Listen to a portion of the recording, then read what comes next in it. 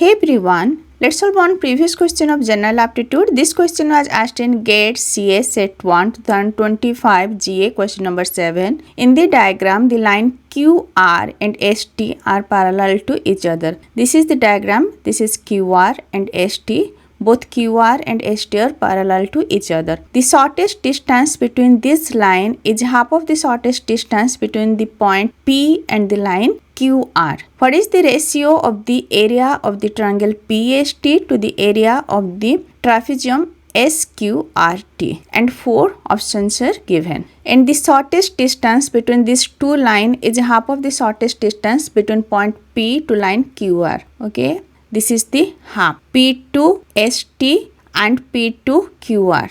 So these two are equal. And now according to theorem, half of QR equals to ST.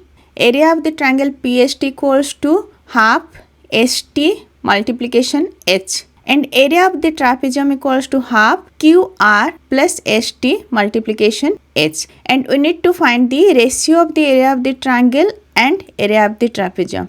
Area of PST divide area of SQRT equals to half ST multiplied H divide half QR plus ST multiplied H. So these two H are same as here it's given. The shortest distance between these two lines is half of the shortest distance between the point P and QR. Okay. So both these H are same. We can cancel both this height. Then we can cancel half. So ST divide QR plus ST. And here we found half of QR equals to ST. QR equals to 2ST. We can multiply this 2 with ST. So in place of this QR, you can write 2ST. ST divide 2ST plus ST. Okay. So ST divide 3ST. ST will be cancelled. So it will be 1 divide 3. Right.